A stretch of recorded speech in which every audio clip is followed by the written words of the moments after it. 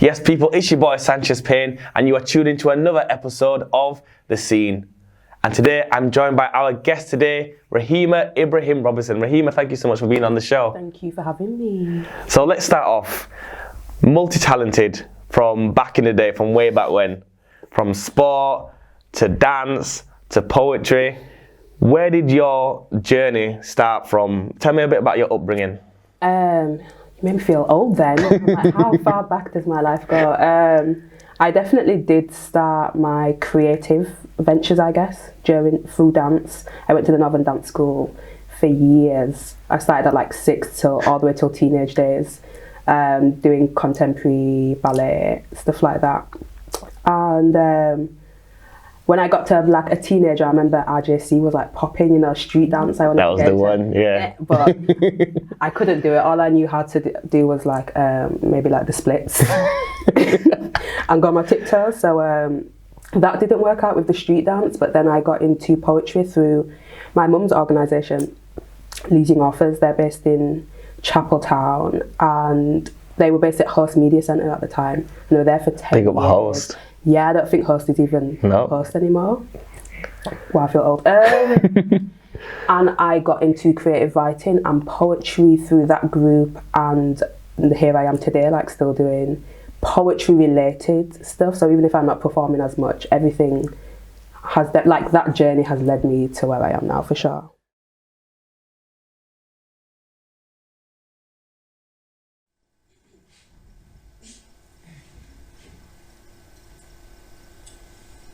So I've seen many things in my 21 years, in all my travels and amongst my peers. I've come to believe that, well, my sight, it must be blurred, probably all messed up by my complex analogy on the world. 'Cause see, ever since I first saw it, I've always felt like I've lived in the matrix, you know, nothing tangible, yet everything real. I mean, even just my fingertips across my face, the contact resembles crashing butterflies on nature's battlefield. Only I know that feeling, and I swear that scares me. I am me, you are you. God is God, the Almighty.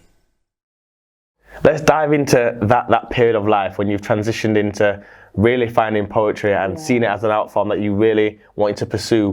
What was the journey actually getting into it? And tell me what it was like to be featured around other poets and starting to really build your craft. Yeah, I think what made me passionate about poetry was slamming. So poetry slams are competitions, and I did have an athletic background also, which I forgot about.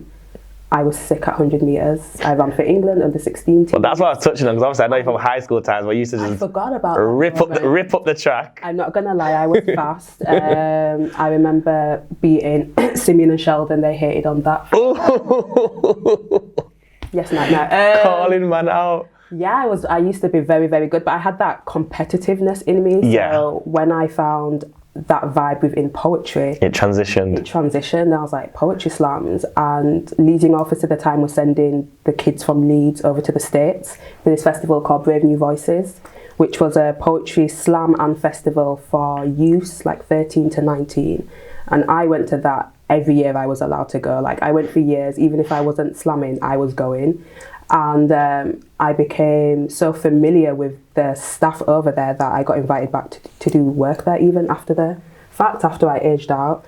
So it was definitely that period, maybe like 7 years of just flying to the States to compete. And when you weren't in the States, you were spending at least half a year getting ready to go back to the States. That's mad. Slam poetry, there's 4 people, you've got to do 16 poems, 3 minutes each. You got to know them off by heart. Jeez. Performances. So yeah, as soon as we got back, we started over again, and that was my life and my passion. Apart from like school and whatever else I was doing, going to college, that's what was keeping me going for a long time in terms of like extracurricular activities.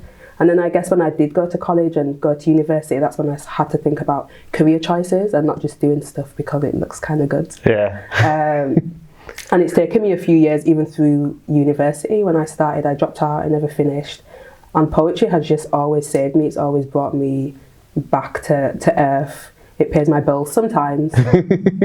Sometimes. Well, let's touch on a great point you just made about poetry kind of saving your life. We both know that a lot of times you've got different ways of focusing talent. So with music, with football, poetry is kind of one that doesn't really always get the recognition it deserves when it should. Yeah. But that generation of people that you was around, there's some big names that really found their feet in poetry. Yeah. People like Sanchez who's been in the show, Irish Paddy, and then people. Paddy. What was it like to be around such a gulf of talent, and how did that help you guys as a group come from young people into young adults? It was inspiring, even still being in Leeds, it's still inspiring just to see where everybody is, and it keeps on pushing you because you become family. So no one would look at poetry like a sport, but for us it was. We were competing. So I know obviously you've got a football background, so you can imagine just like that sportsmanship, that mentality, that team bond. It never goes, even when the activity's gone, even when the competition's over. No matter where you go in life, you shared that with somebody, and you've shared it for years. So it was definitely inspiring, and I love seeing people like Paddy and Saju now. A random little person that we met years ago, 2009, Chicago, and we beat their team in this competition. Chance the Rapper, he was on that team. No way. Me and Saju like to tell that story that we beat Chance the Rapper. At one point we were lyrically above Chance the Rapper, at least on that day, according to the judges. So I've met loads of people. So many people. And opened so many doors as well. Yeah. How would you describe poetry? Because again, a great point you touched on is that a lot of people sometimes don't see it as a sport and they don't see the relevance in it. But as a music lover myself, poetry is the basis of so much rap and so many songs. Yeah. How would you describe it to people who really need to know the essence of poetry? There's a terminology that we use, which is rap poetry. It's like rap and poetry together. And like we've mentioned Saju and Paddy a few times already, they're sick lyricists, and I know that they would... like dialect as well. Dialect. I know that they would say poetry really helped me because it gives you this kind of almost like a formal training that sometimes schools can't give to you because you might not be interested at the time. Or it's the way that it's packaged to you sometimes is maybe what it is. So maybe in school you're like, poetry or spoken word or Shakespeare, whatever, however they try to teach you it. But when you do it in a more relaxed environment, sometimes you don't even know that you're becoming the G that you are. I didn't know that I was learning those skills until I've become older and I've learned how to transfer them into kind of like real life situations or starting to create career goals. So poetry's for everyone. And I know there's people out there who wouldn't consider themselves poets, and I might tell you, you write poetry. Like if you wake up in the morning, some people keep morning diaries, even just keeping a diary, a journal, writing in your phone, raps, bars. Like to me, that is poetry. Maybe we'd want to call it creative writing. I think it's just words. They're just terms that people relate to. So maybe you want to call yourself a rapper, but in my heart, there's an essence of poet within it. Tupac said it himself. He's a poet, man. we ain't arguing with Tupac. So going from participating in poetry, from it, like you say, saving your life, taking it all around the world, to then having the bravery to then kind of take it a step further and going from a place where you had a platform to perform with Legion Authors and all these places to kind of building your own platform. Of course, we're talking about Sunday Practice. Please tell me how that came about and what actually is that to you? So the Sunday Practice now is it's an open mic for spoken word and live music. We've been going for 6 years now. I have to do some maths in my head. That came about like a happy accident. So we had a guest over from LA called Matthew Cuban, and he was doing some work with Leading Authors. He was also on a tour at the time. He was kind of like just using Leeds and Leading Authors as his base. And actually he was coaching the team that would go to the States. So even though I'd aged out of Leading Authors, they were still taking these youth to these poetry festivals in America. Just that I was over 19, I'm not allowed to go anymore. So that he was in Leeds coaching a team for Leading Authors to take to the States, and he was on tour. And he just turned to us one time, there was a few of us, and he was like, what is the poetry scene in Leeds? Like, where is it? In England even, like, where is it? But energy in America even outside of poetry, it's just different. Even in sport, It's on another level. in anything, Americans are just fire, energy, crazy. So he came with the energy, and he's like, "Where is it?" And we was like, "We need to give him something. Like, we can't bring this man all the way from LA, and we can't even take him to a poetry night, or there's not a stage for him in Leeds to share his work on a regular basis. He's here for a few months."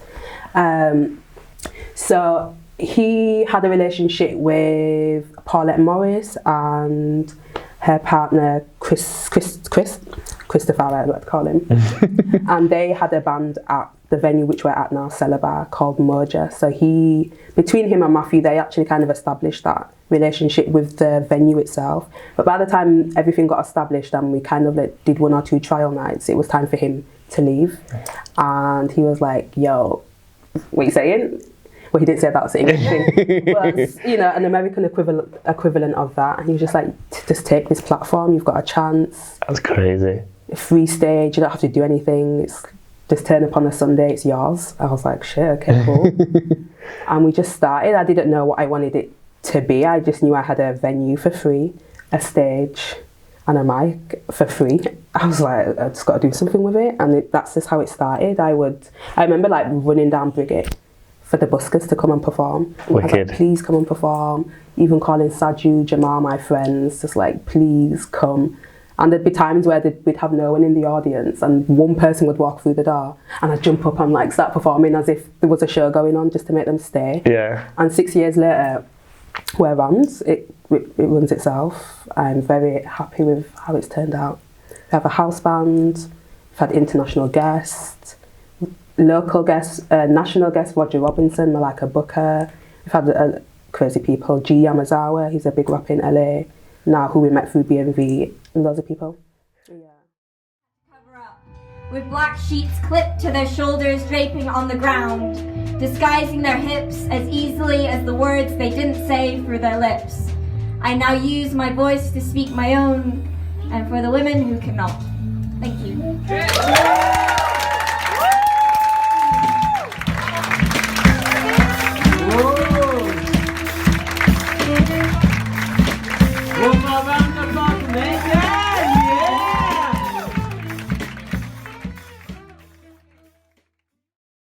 You've got to be so proud. The fact that you've come from a place where you was given a platform. Not many people kind of give back in that sense. A lot of people kind of tend to focus on themselves, but you've taken this opportunity and run with it, and the progression has been absolutely amazing.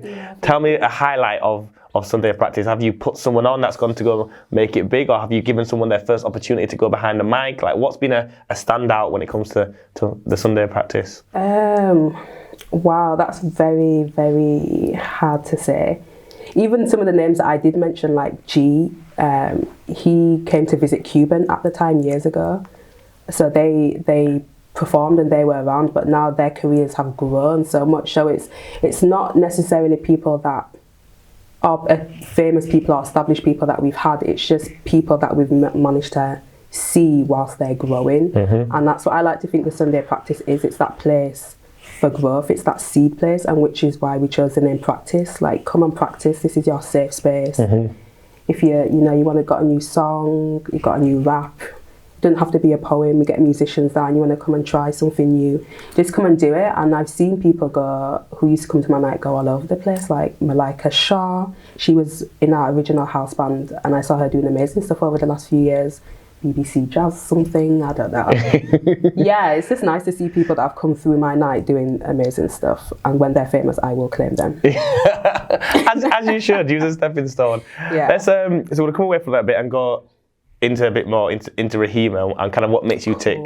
So I know, for those who don't, that you're very outspoken when it comes to political issues, when it comes to being black, the black culture, black history, women's rights. You tend to always be in and around any opportunity that you get to speak on these subjects and matters. You're always happy to do so. First of all, where does that drive and bravery come from to do that? It comes from the poetry. So if you think about like the contents of spoken word, I'll say, because I guess poetry, sometimes people think like page poetry, they go to library and pick up a book. But I think if you take the term spoken word and you look at artists like George the Poet, Kate Tempest, the themes are very political. So again, it's it's going back to what I said earlier about poetry giving me a transferable skill. It's given me the ability to speak well, given me kind of training in public speaking in general. And so I use that, and the political flair and the topics that I use in my poetry, sometimes they inspire people, organisations, they want me to share that message again for them. And it's poetry. It took me to the House of Parliament, or the House of Lords. One of them places, one of them queen places. Yeah, a year ago, speaking on women's rights. I think last year was 100 years of the women's right to vote. And of course, I took the opportunity to say, okay, but 100 years ago, did that include black people? Probably not. And you got to keep it real. We can celebrate, but let's also look at what didn't happen, and let's continue the progression. So I always take those opportunities just to have a say, I guess. But I mean, you're still being very humble, because not many people use their platform to actually speak on these topics. So what makes it such a passion of yours to speak out on these and say that sometimes things that are uncomfortable for people to hear? Yeah, I don't see any other point to life. Is that a bit dramatic to say? I don't see any other point to life if you're not helping things to move forward. Even if it's like you give a homeless person a 10p and you don't have to post it on Instagram. I like those people, and I like to think I'm just one of those people. How else are you fulfilled? You can be happy, rich, famous, but you see celebrities pass away a lot, suicide or whatever reasons, and maybe there's just other areas of their life that have been unfulfilled. So I just like to stay. It keeps me happy. There's so many things I want in life, but as long as I have given back somehow, you can sleep easy at night. I can sleep easy. And if I die tomorrow, I know that there'll be some good words at my funeral. How much of an influence is your mum in your life? Because she's gone through a similar route of being very outspoken, very powerful. She's in the realms of some of the highest people in and around Leeds, nationally and internationally, from writing her own book and all these things. Do you see like you following her footsteps? But I also feel like you're also creating your own as well. Yeah, it kind of happened by accident, but I guess it's natural. They say the apple doesn't fall far from the tree. And my journey into poetry was through Leading Authors, which was her organisation. So it's probably been very subconscious. I know my mum made sure to make sure that she was being fair and unbiased, because you've got your daughter in your work environment and there's all these opportunities for growth and development. So I know that it was always a very conscious thing to her to not be biased. And actually, I probably ended up having to work a lot harder than my peers at the time. So my mum's definitely shaped my journey, influenced me. She has been hands-on when necessary, especially just growing up and starting to earn a living from my craft, like contracts, being freelance. I didn't know. I've been effed over a few times, and I had to, you go back into that child's state. You think, I'm a grown woman, I got this, and then I'm like, Mum. Reality hits you. Reality hits you. Paying taxes, my mum's helped me a lot. And sometimes I can go into a room and people are like, are you Khadijah's daughter? I've got a seat at the table now, so thanks, Mum. Listen, I get it all along, as you know, with my dad. As soon as people look at my face, they're like, right, hand, Claxton Payne. And the point is, what I respect about you as well, a lot of people will take the seat at the table and still be under the umbrella of that person's child, whereas what I commend about yourself, you're Rheima. You've used the door that's been open and you've stepped into it in your own right. Yeah, thank you, I appreciate it. It's probably a generational thing as well. As in the way that I've been able to branch out, the internet.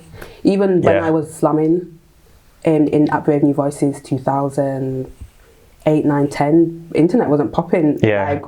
We're young, but I think we're just MySpace might be MSN a little bit. Internet wasn't popping, we weren't filming ourselves, we weren't trying to go viral. So. Didn't have smartphones. So that probably answers one of your previous questions about just my passion. It's just genuine. There wasn't that internet age where it's I have to get famous, I have to do it for this. It wasn't for clout. It wasn't for clout. And that really hasn't left me.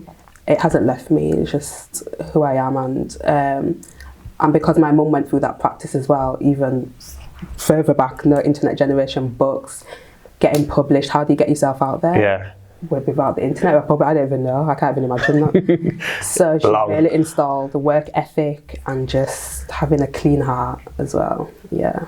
So let's talk again a little bit about you personally. How would you describe yourself? Like if I had a little deep dive on your Instagram, and you've got from going gym to fashion sense, to then doing yoga, to then posting about quotes and political statements, to then another point. So I want you to answer them, but then also really go into depth about your hairstyle, because that is something where you are basically like a walking statement when it comes to the different, from I know you as young from dreadlocks, and then from the different colour hair and different styles. How important has that been, and what does it actually mean to you?